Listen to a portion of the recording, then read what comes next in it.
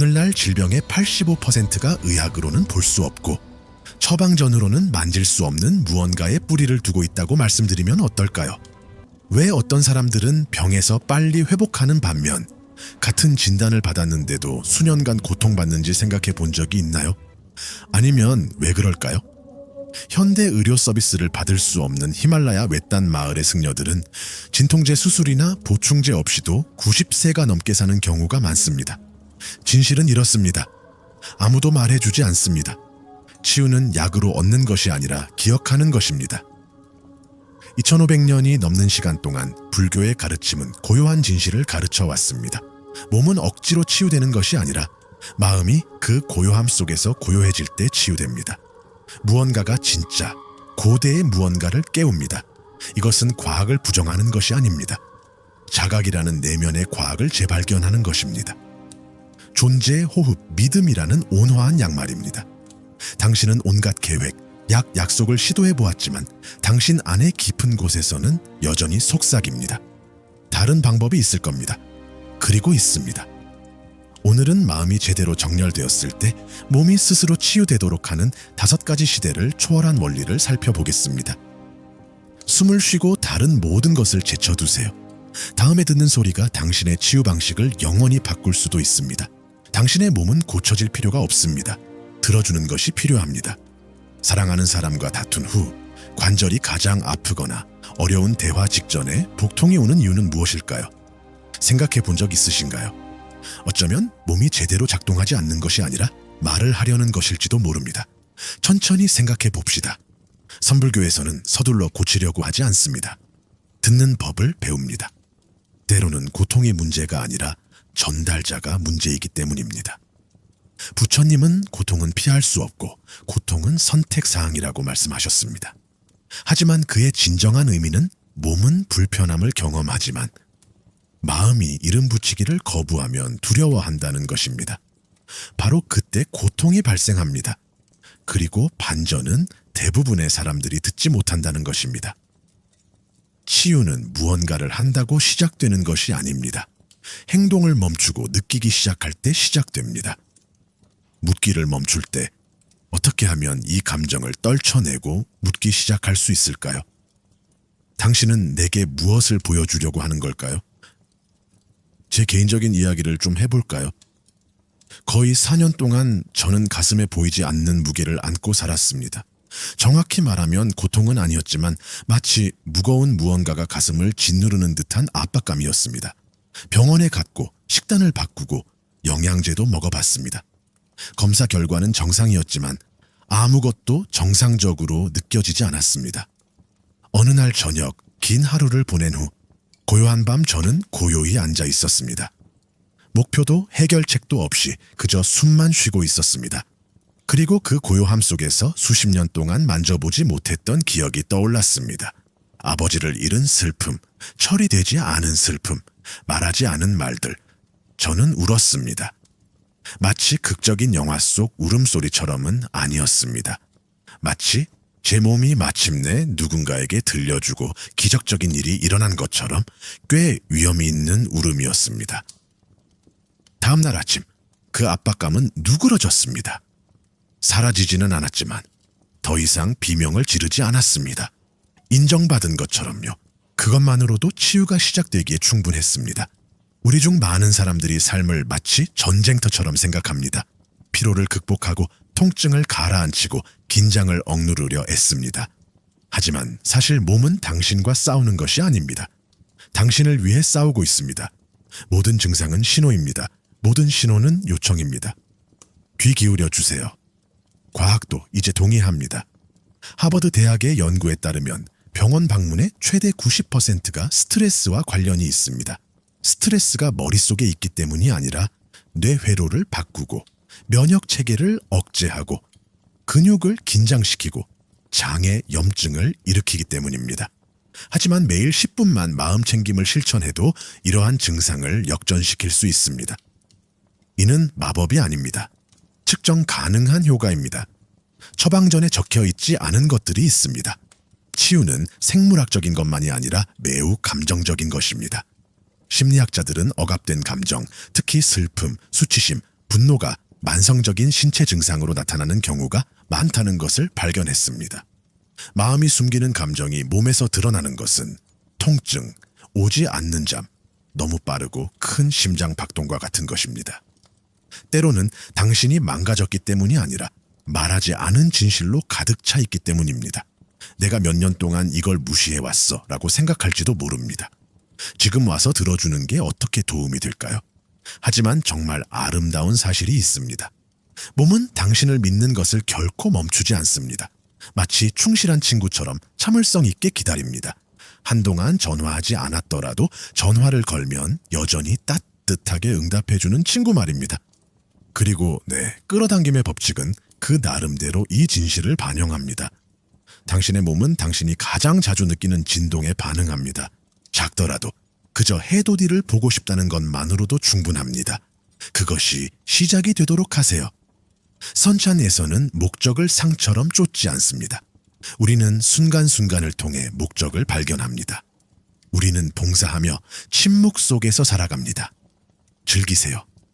당신은 너무 늙지 않았습니다. 너무 늦지 않았습니다. 당신의 외는 여전히 속삭이고 있습니다. 필요한 것은 당신의 귀뿐입니다. 이제 우리는 자각, 감정, 믿음, 그리고 목적에 대해 살펴보았고 이 모든 것을 하나로 묶어 당신의 마음에 안착시킬 단 한 가지가 남았습니다. 이 여정을 함께 집으로 갑시다. 당신은 부서진 것이 아닙니다. 당신은 기억하고 있는 것입니다. 증상이 벌이 아니라는 것을 기억하세요. 증상은 노화가 끝이 아니라는 것을 알려주는 메신저입니다. 노화는 내면의 깊이로 돌아가는 과정입니다. 바로 그 감정이죠. 명예가 당신을 무너뜨리지 않을 때 그것은 당신을 자유롭게 합니다. 현재 순간은 지연이 아닙니다. 그것이 바로 치유이며 아무리 작더라도 그 목적은 당신 존재의 모든 세포에 생명을 불어넣습니다. 치유가 더 많은 것을 하는 것이 아니라 현재에 더 충실하는 것이라면 어떨까요? 당신의 몸에 새로운 루틴이 필요한 것이 아니라 당신 자신과의 새로운 관계가 필요한 것이라면 어떨까요? 왜 우리는 나이가 들수록 더 많은 고통을 겪을까요? 아이들은 넘어져도 금방 일어나는데 어른은 실망해서 회복하는데 얼마나 더딘지 생각해 본 적 있나요? 노화의 고통이 몸에서 오는 것이 아니라 몸의 얽매인 이야기에서 오는 것이라면 어떨까요? 그리고 불편한 진실이 있습니다. 가장 빨리 늙는 것은 주름이나 무릎, 기억력이 아닙니다. 그것은 바로 당신의 신념 체계입니다. 불교에서 가르치는 것부터 시작해 볼까요? 분명히 고통은 우리에게 일어나는 일 때문에 생기는 것이 아닙니다. 고통은 현대 사회에서 모든 것이 어떻게 유지되기를 바라는지에 대한 우리의 집착 때문에 생깁니다. 우리는 젊음을 숭배하도록 길들여져 있습니다. 젊음을 쫓고 주입하고 걸러내려고 합니다. 하지만 선찬에서는 무상함을 두려워할 대상이 아니라 오히려 경외해야 할 대상으로 여깁니다. 가을의 나무를 바라보듯이 말입니다. 나무는 떨어지는 잎을 슬퍼하지 않습니다. 아름답게 흘러가는 것을 받아들입니다. 떨어지는 것은 다음 것을 위한 자리를 마련해 줍니다. 그러므로 노화는 쇠퇴가 아닙니다. 본질로 돌아가 무엇이 중요한지 깨닫게 되는 과정입니다. 하지만 진정한 고통은 우리가 이 진실을 거부할 때 시작됩니다. 이렇게 피곤하면 안 되는데, 예전에는 할 수 있었는데, 너무 늙어 보여 라고 말할 때 말입니다. 이러한 내면의 생각들은 우리의 기쁨을 앗아갈 뿐만 아니라 생물학적으로도 영향을 미칩니다. 예일대 연구에 따르면 노화에 대해 긍정적인 시각을 가진 사람들은 평균 7.5년 더 오래 산다고 합니다. 이 사실을 알고 계셨나요? 그건 단순히 끊는 것 이상입니다. 담배를 끊고 운동하고 채소를 먹는 것을 모두 합친 것과 같습니다. 그러니 비타민을 챙겨 먹으면서도 나는 무너지고 있어 라고 자책하고 있다면 당신의 세포들은 여전히 당신의 말을 듣고 따르고 있는 겁니다. 예전에 78세의 한 여성을 만났는데 그녀는 생기가 넘쳤습니다. 마라톤을 뛰고 유기농 농장을 운영하는 그런 삶이 아니라 그저 그녀 곁에 앉아 평온함을 느끼고 싶어지는 그런 삶이었습니다. 저는 그녀에게 비밀을 하나 물었습니다. 그녀는 미소 지으며 말했습니다. 저는 제가 늙었다는 것을 믿지 않게 되었어요.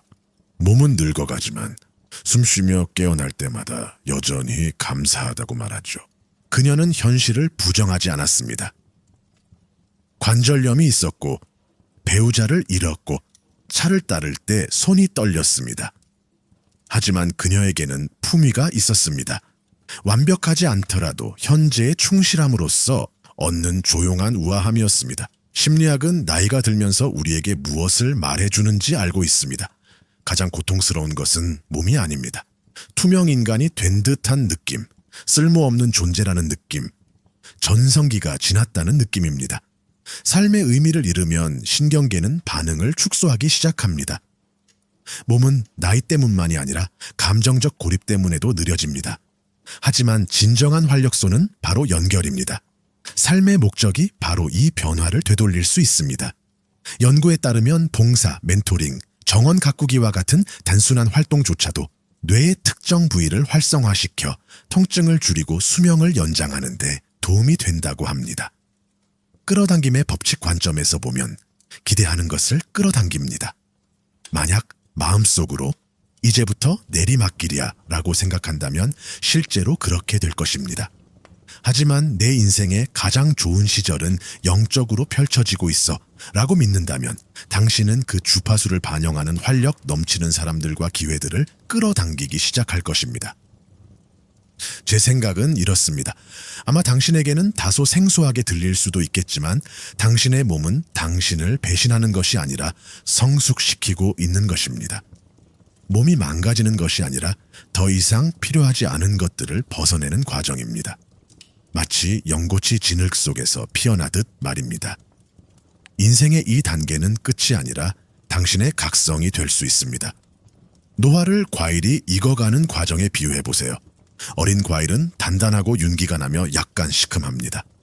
하지만 익어가면 부드러워지고 달콤해지고 깊어집니다. 영양분이 풍부해지죠. 당신의 영혼이 익어가는 것처럼 당신은 다른 사람들을 위한 약이 되어가고 있습니다. 그렇게 보기로 선택한다면 말이죠. 물론 익어간다는 것이 우리가 불청객처럼 나타나는 모든 갈라진 틈이나 턱수염을 사랑해야 한다는 뜻은 아닙니다. 솔직히 말해서 어떤 아침은 마치 오늘 내 몸은 어떤 새로운 소리를 낼까 하는 게임처럼 느껴지기도 하죠. 하지만 그게 바로 아름다움입니다. 저항을 멈추고 미소 짓기 시작하면 노화 과정조차 가볍게 느껴지니까요. 대부분의 사람들은 유령처럼 젊음을 쫓으며 거울을 보고 후회하는데 소중한 에너지를 낭비합니다. 하지만 당신은, 바로 당신은 깨어나기로 선택했습니다. 그것만으로도 당신은 이미 특별하고 이미 자유롭습니다. 지금 스스로에게 물어보세요. 내가 물려받은 노화에 대한 믿음 중 더 이상 내게 도움이 되지 않는 것은 무엇일까요? 적어두거나 태워버리거나 아니면 더 좋은 방법은 매년 나는 더 현명해지고 더 가벼워지고 진정으로 중요한 것에 더 깊이 연결된다와 같은 생각으로 바꾸는 것입니다. 불교에서는 종종 초심에 대해 이야기합니다. 매 순간을 새롭게 바라보는 마음 말이죠. 그러니 60세, 70세, 80세가 되어도 시간이 부족한 것이 아닙니다. 오히려 진리를 향해 더 깊이 나아가고 있는 것입니다. 하지만 노화를 받아들였지만 표현하지 못했던 감정들을 여전히 간직하고 있다면 어떻게 해야 할까요? 이제 다음 단계로 넘어가 보겠습니다. 진정한 치유는 오랫동안 묻어두었던 감정을 느끼도록 스스로에게 허락할 때 시작되는 경우가 많기 때문입니다. 심호흡을 하고 계속 나아가 봅시다. 말하지 못한 감정의 무게, 가는 분노를 기억하고 장은 두려움, 가슴, 슬픔을 기억합니다. 하지만 진짜 질문은 이것입니다. 울거나 더 심한 감정을 느끼는 것조차 허용되지 않은 몸은 어떻게 될까요? 모든 것을 억누르고 웃도록 훈련받은 몸은요? 솔직하게 말해 봅시다. 선찬, 전통에서는 평화라는 이름으로 감정을 회피하지 않습니다. 우리는 감정과 함께 앉아있고 감정의 경의를 표합니다. 느끼지 못하는 것은 자유로울 수 없고 감정적으로 회피하는 것은 결국 몸의 육체적인 짐으로 남기 때문입니다. 제가 학생들에게 자주 하는 말이 있습니다. 당신의 몸은 단순히 살과 피로 이루어진 것이 아니라 당신의 자서전이자 살아있는 두루마리입니다. 말하지 못한 모든 작별 인사, 억눌린 비명, 삼켜버린 모든 감정들이 담겨 있습니다. 나는 아니야 라고 생각했던 모든 순간들이요. 한번 생각해 보세요. 너무 바쁘거나 두려워서 놓아주지 못했던 것들을 얼마나 오랫동안 쌓아왔나요? 예전에 60대 여성분을 처음으로 침묵 명상 수련회에 안내한 적이 있습니다. 둘째 날 걷기 명상 중에 갑자기 눈물을 터뜨리셨죠. 무슨 생각이 드셨는지 여쭈어보니 어머니를 애도할 시간조차 없었다는 걸 깨달았어요. 다른 사람들을 돌보느라 너무 바빴거든요. 라고 답하셨습니다. 그 순간이 그분을 변화시켰습니다. 단순히 울어서가 아니라 처음으로 자신의 감정을 인정했기 때문입니다. 불교 가르침은 고통이 적이 아니라고 말합니다. 억누르는 것은 고여있는 연못의 물과 같습니다. 표현되지 않은 감정은 썩어 문드러집니다. 억압은 염증을 일으키고 생각은 긴장을 유발하며 침묵은 병이 됩니다. 이제 잠시 과학적인 이야기를 해볼까요? 여러분을 압도하려는 것이 아니라 고대 지혜가 이미 알고 있던 사실을 확인시켜 드리기 위해서입니다. 후선 규전학 연구에 따르면 해결되지 않은 트라우마는 특정 유전자를 활성화시키거나 비활성화시켜 자신뿐만 아니라 자녀와 손자녀에게까지 영향을 미칠 수 있다고 합니다. 다시 말해야지 당신이 놓아주지 않은 것은 그들이 물려받을 수도 있다는 뜻입니다. 그리고 여기서 중요한 점이 있습니다. 심리학자들은 오랫동안 몸과 마음의 연결고리를 이해해왔습니다. 하지만 최근 연구에 따르면 감정을 억누르는 사람들은 만성질환, 자가면역질환, 심지어 심장질환에 걸릴 확률이 더 높다고 합니다. 반대로 표현적 글쓰기, 대화치료, 신체 명상과 같은 수련은 단순히 시도해 볼 만한 것이 아닙니다. 실제로 코르티솔 수치를 낮추고 균형 감각을 회복하며 심장 박동수를 안정시키고 면역 반응까지 조절하는 데 도움이 됩니다. 매일 밤 베개에 얼굴을 묻고 소리 지를 필요는 없습니다. 하지만 감정을 존중하고 받아들이는 것은 중요합니다. 많은 사람들은 강함이란 모든 것을 잘 유지하는 것이라고 생각하지만 진정한 강함은 의도적으로 무너지는 것을 허용하는 데 있습니다. 극적으로 관심을 끌기 위해서가 아니라 마치 봄이 다시 올 것을 믿으며 잎을 떨어뜨리는 나무처럼 조용하고 자연스럽게 말입니다. 제 개인적인 이야기를 하나 들려드리겠습니다. 한때 극심한 피로에 시달렸던 적이 있습니다. 다른 사람들을 가르치고 이끌고 돌보았지만 저는 아무것도 느끼지 못했습니다. 어느 날 저녁 아무런 방해 없이 조용히 앉아 있는데 갑자기 눈물이 쏟아졌습니다. 슬픔도 절망도 아니었어요. 수십 년 동안 마음속에 담아두었던 모든 것을 해방하는 신성한 느낌이었죠. 30분 동안 울었는데 그 후에도 나약함을 느끼지 않았어요. 오히려 살아있다는 느낌, 마치 마침내 내 몸으로 돌아온 듯한 가벼움을 느꼈죠. 이제 진동에 대해 이야기해 볼까요? 조각난 마음으로는 온전함을 끌어당길 수 없어요. 평화를 만들어낼 수도 없고요. 슬픔이 가슴속에 갇혀 있으면 에너지는 솔직해지기 마련이에요. 저항하는 것은 더욱 강해지죠. 하지만 받아들이는 것은 놓아주고 부드럽게 하고 진동의 변화를 느끼기로 선택할 때 변화합니다. 그리고 우주는 거울처럼 그 변화를 사람들에게 치유와 기회, 평화로 비춰줍니다. 우리는 거짓말에 속고 두려움을 배우며 살아왔습니다. 감정은 취약함이 약점이라고 가르쳤죠. 하지만 제가 만난 가장 강인한 사람들은 깊은 감정을 느끼는 것을 두려워하지 않는 사람들이었습니다. 고통과 화해하고 나면 그 무엇도 당신을 공격할 수 없으니까요. 그렇다고 눈물만 흘리라는 건 아닙니다. 탄 토스트 때문에 엉엉 우는 사람이 되고 싶은 사람은 아무도 없으니까요. 하지만 솔직히 말해봅시다. 토스트 때문이 아닌 다른 이유로 괴로웠던 날들이 있었잖아요. 비극은 바로 여기에 있습니다. 대부분의 사람들은 이런 감정의 무게를 마지막 순간까지 짊어지고 그것들이 선택사항이었다는 사실조차 깨닫지 못합니다. 하지만 당신은 다릅니다. 이 글을 보고 있는 당신은 무언가가 움직이는 것을 느끼고 있습니다. 그건 우연이 아닙니다. 바로 당신을 향한 초대입니다. 당신의 몸을 집이라고 상상해 보세요. 말하지 못한 모든 감정은 다락방에 처박혀 잊혀졌지만 여전히 에너지를 뿜어내는 상자와 같습니다. 결국 말하지 못한 것들의 무게가 마룻바닥을 삐걱거리게 하고 어느 날 집이 속삭이는 소리가 들립니다. 오늘 밤 나를 풀어줘. 당신의 몸에게 편지를 써보세요. 물어보세요. 무엇을 나를 위해 간직해 왔니? 감사도 없이, 휴식도 없이, 관심도 없이 몸이 어떤 대답을 할지 놀랄지도 모릅니다. 선에서는 진정한 고요 속에 앉아 있을 때 가장 깊은 진실이 드러난다고 합니다. 그것은 당신을 벌하기 위해서가 아니라 정화하기 위해서입니다. 이것은 무너짐이 아니라 돌파구입니다. 이제 우리는 낡은 것을 놓아주기 시작했으니 두려움도 저항도 과거에 얽매이지 않고 매 순간을 마주하는 법을 배우면 어떻게 될까요? 다음으로 살펴볼 것은 바로 이것입니다. 왜냐하면 현재 순간은 단순히 평화로운 것이 아니라 심오한 치유의 힘을 지니고 있기 때문입니다.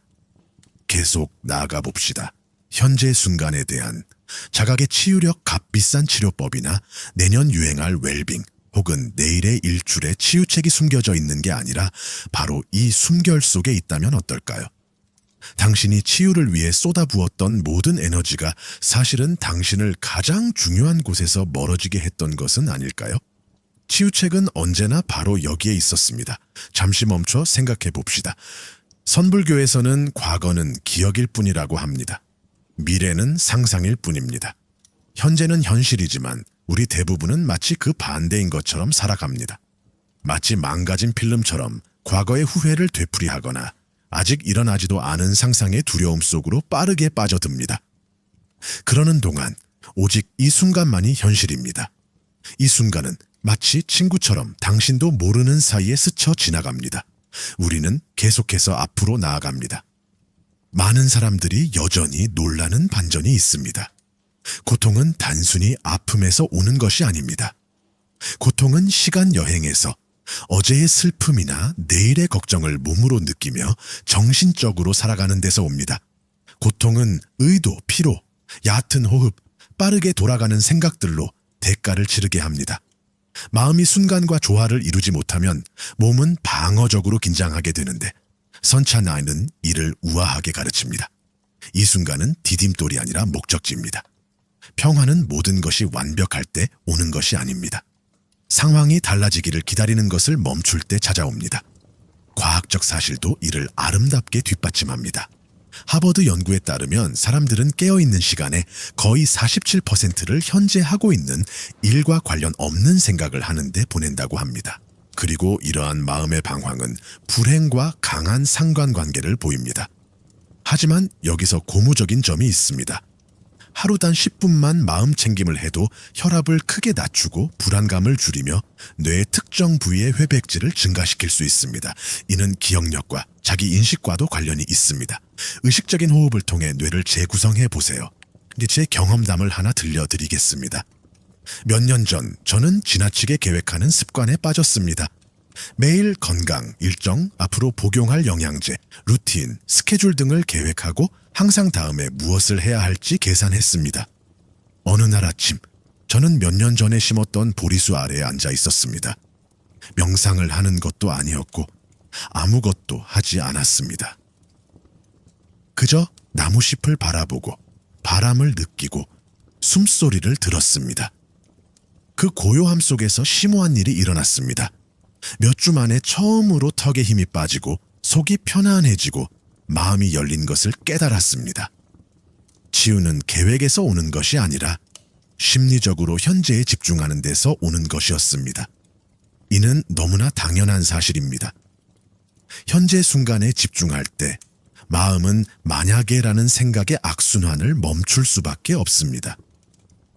현재에 집중하는 것은 두려움의 고리를 끊어내고 신경계를 재설정하며 내면의 아이에게 안전한 휴식처를 제공합니다.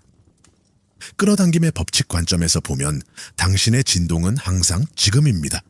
우주는 당신의 말이 아니라 당신의 진동 주파수에 반응합니다. 끊임없이 부족한 것, 아픈 것, 잘못될지도 모르는 것에만 집중하면 그 현실을 더욱 증폭시키게 됩니다. 하지만 감사하는 마음으로 호흡에 집중하며 현재에 오면 신뢰의 에너지를 발산하기 시작하고, 신뢰는 자석처럼 사람들을 끌어당깁니다. 아마 어떤 분들은 저는 내야 할 청구서도 있고 고통도 있고 마감일도 있고 부모님도 부양해야 하는데 하루 종일 앉아서 숨만 쉴 순 없잖아요 라고 생각하실지도 모르겠습니다. 맞습니다. 하지만 그럴 필요는 없습니다. 현재에 집중한다는 것은 삶을 멈추는 것이 아니라 온전히 현재에 임하는 것을 의미합니다. 설거지를 할 때도 의식적으로 할 수 있고, 우편함으로 걸어갈 때 발의 감각을 느낄 수 있으며, 배우자, 자녀, 이웃과 이야기하고 귀 기울일 수 있습니다. 현재에 집중하는 것은 기술이 아니라 내면으로 돌아가는 것입니다. 마음을 새우노볼이라고 생각해 보세요. 흔들면 모든 것이 흐릿해지고 혼란스럽고 압도당하는 느낌이 듭니다. 하지만 언제 흔드는 것을 멈추나요? 눈송이가 가라앉고 다시 맑아집니다. 고요함은 폭풍 아래 항상 존재했던 것을 드러냅니다. 물론 현재에 머무른다는 것이 산속의 승려가 되는 것을 의미하는 것은 아닙니다. 어떤 날에는 휴대폰을 확인하지 않고 양치질하는 것만으로도 박수갈채를 받을 만합니다. 작은 성공들, 친구들, 그렇게 평화는 탄력을 받습니다. 대부분의 사람들은 다음 스승, 다음 기기, 다음 녹즙에서 치유를 찾으려 할 것입니다. 하지만 당신은 지금 이 순간이 충분하다는 비밀을 배우고 있습니다. 이 숨결 속에 다시 시작하는 데 필요한 모든 것이 담겨 있습니다. 당신에게 필요한 것은 더 많은 시간이 아니라 이미 주어진 시간 속에서 온전히 살아가는 순간들에 더욱 집중하는 것입니다. 그 순간들은 증식하고 확장하고 당신의 화학적 작용, 기억, 그리고 당신의 유산을 변화시킵니다. 오늘 밤 이것을 시도해 보세요. 3분 타이머를 설정하고 자리에 앉으세요. 음악도, 휴대폰도 없이 숨을 들이쉴 때마다 마음속으로 지금은 안전하다라고 되뇌세요. 숨을 내쉴 때마다 지금은 충분하다라고 되뇌세요. 그것이 당신의 닻이 되고 치유가 되고 당신의 순간이 되도록 하세요. 불교에서는 미래를 쫓지 않습니다. 우리는 이 순간이 주는 선물을 받아들이도록 초대합니다. 평화는 택배처럼 문 앞에 도착하는 것이 아닙니다. 당신이 깨어날 때 비로소 평화가 찾아옵니다. 이제 현재를 되찾았으니 자각보다 더 강력한 무언가에 대해 이야기해 봅시다. 의미에 대해 이야기해 보겠습니다. 우리의 몸은 단순히 호흡에 반응하는 것이 아니라 목적에 반응합니다. 다음으로 그 의미를 탐구해 보겠습니다. 몸은 약이 아니라 의미에 반응합니다. 사람들은 단순히 질병으로 죽는 것이 아닙니다. 절망, 무의미함, 잊혀짐, 무시당했다는 느낌, 그리고 애초에 왜 살고 싶었는지조차 잊어버리는 것에서 죽습니다. 이것은 받아들이기 힘든 진실이지만 우리는 이 사실을 소리 높여 말해야 합니다. 목적이 없다면 아무리 건강한 몸이라도 쇠약해지기 시작합니다. 하지만 목적이 있다면 지친 몸도 새로운 힘을 얻습니다.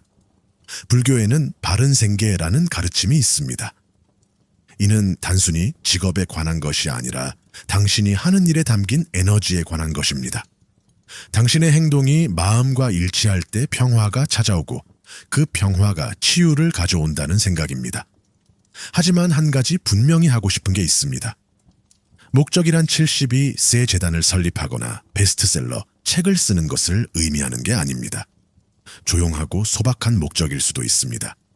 손녀에게 빵 굽는 법을 가르쳐주고 싶다거나 이 작은 정원을 계속 가꾸고 싶다는 것과 같은 소박한 개인적인 목적 말입니다. 저는 연꽃을 좋아합니다. 연꽃은 잘 가꾸어진 흙에서 피어나는 것이 아니니까요. 진흙 속에서, 어둠 속에서 피어납니다.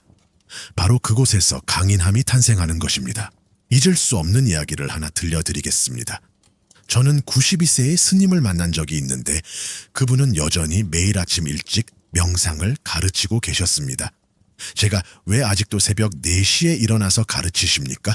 라고 물었더니 스님은 미소를 지으며 무릎을 두드리고는 가르치는 것이 내 다리가 아직 움직일 수 있는 이유이기 때문이다 라고 말씀하셨습니다. 농담이 아니셨습니다. 그분의 목적은 단순히 머릿속에만 있는 것이 아니었습니다. 그분의 세포 하나하나에 깊이 새겨져 있었고 과학적으로도 이를 증명합니다. 러쉬 알츠하이머병 센터의 패트리샤 보일 박사가 진행한 획기적인 연구에 따르면 삶의 목적의식이 강한 노인들은 알츠하이머병 발병률이 2.4배에 낮았습니다. 자마에 발표된 또 다른 연구에서는 삶의 목적이 강한 사람들이 사망률이 낮고 만성질환 발병률도 낮다는 결과가 나왔습니다. 간단히 말해 당신의 외에는 당신이 들어왔던 무엇보다 훨씬 더 강력한 힘을 지니고 있을지도 모릅니다. 치유는 속도를 늦추는 것을 의미하지만 때로는 무언가를 깨우는 것을 의미하기도 합니다. 당신의 스케줄이나 생산성이 아니라 당신이 필요로 하는 존재이고 가치 있고 연결되어 있다는 느낌을 일깨우는 것입니다. 심리학적 관점에서 볼 때 이는 매우 강력한 힘을 지닙니다. 목적 없는 고통은 견딜 수 없지만 목적 있는 고통은 일종의 신성한 원동력이 됩니다. 그것은 삶의 이야기를 부여하고 삶을 감옥이 아닌 여정으로 만들어줍니다. 저는 은퇴 후 우울증에 빠진 한 간호사와 함께 일한 적이 있습니다. 그녀는 이제 저는 투명 인간이 된 것 같아요 라고 말했습니다. 하지만 그녀가 일주일에 단 하루 아침에 도서관에서 아이들에게 책을 읽어주는 봉사활동을 시작하자 자세가 바뀌고 목소리가 밝아졌습니다. 그녀는 마치 내 몸이 내가 이 세상에 온 목적을 기억하는 것 같다고 말했어요. 목적은 우리가 발산할 수 있는 가장 강력한 자기력이에요. 진실이라고 느껴지는 무언가와 하나가 될 때 삶은 당신에게 유리하게 돌아가기 시작합니다. 당신의 추진력을 강화해 줄 사람들과 에너지, 그리고 상황들을 끌어당기게 되죠. 이건 미신이 아니라 진동입니다. 누군가에게 혹은 무언가에게 의미 있는 존재가 되기로 선택하는 순간부터 시작되는 겁니다. 당신의 목적을 태양이라고 생각해 보세요. 흐린 날도 있을 수 있고 태양의 존재를 잊을 수도 있지만 태양을 향해 고개를 돌리면 당신 내면의 정원에 있는 모든 것이 자라나기 시작합니다. 비록 천천히, 조용히 일어날지라도 우리 몸은 따뜻함에 반응합니다. 특히 의미에서 오는 따뜻함에 말이죠. 솔직히 말해서 70세의 세상을 완전히 바꿔야 한다는 건 아닙니다. 어떤 날은 아침에 돋보기를 찾는 것조차 고역처럼 느껴지기도 하죠. 하지만 의미는 꼭 무거운 짐일 필요는 없습니다. 오늘 누군가를 웃게 하는 것만으로도 당신의 소중한 일이 될 수 있습니다. 그러니 질문은 내게 남은 시간이 몇 년이나 될까? 가 아닙니다. 진짜 질문은 내가 남은 시간 동안 무엇을 만들어낼 것인가? 입니다. 당신의 삶은 아직 끝나지 않았습니다. 숨을 쉬고 있는 한 당신은 여전히 성장하고 있는 것이고 성장 그 자체가 약입니다. 대부분의 사람들은 이 질문을 스스로에게 던지지 않습니다. 그들은 무언가가 자신을 고쳐주기를 기다리며 노년을 보냅니다. 하지만 당신은 이 영상을 아직 보고 있다면 기다리고 있는 것이 아닙니다. 당신은 기억하고 있는 것입니다. 그것은 드물고 강력한 것입니다. 오늘 밤, 내일 아침 눈을 뜨고 싶은 이유 한 가지를 적어보세요. 작더라도 그저 해돋이를 보고 싶다는 것만으로도 충분합니다. 그것이 시작이 되도록 하세요. 선찬에서는 목적을 상처럼 쫓지 않습니다. 우리는 순간순간을 통해 목적을 발견합니다.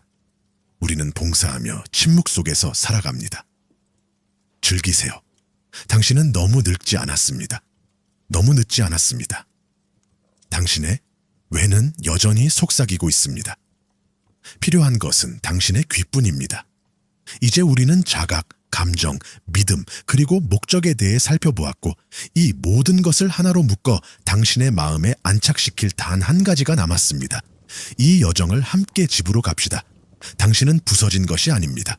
당신은 기억하고 있는 것입니다. 증상이 벌이 아니라는 것을 기억하세요. 증상은 노화가 끝이 아니라는 것을 알려주는 메신저입니다. 노화는 내면의 깊이로 돌아가는 과정입니다. 바로 그 감정이죠. 명예가 당신을 무너뜨리지 않을 때 그것은 당신을 자유롭게 합니다. 현재 순간은 지연이 아닙니다. 그것이 바로 치유이며 아무리 작더라도 그 목적은 당신 존재의 모든 세포에 생명을 불어넣습니다. 치유가 더 많은 것을 하는 것이 아니라 현재에 더 충실하는 것이라면 어떨까요? 당신의 몸에 새로운 루틴이 필요한 것이 아니라 당신 자신과의 새로운 관계가 필요한 것이라면 어떨까요?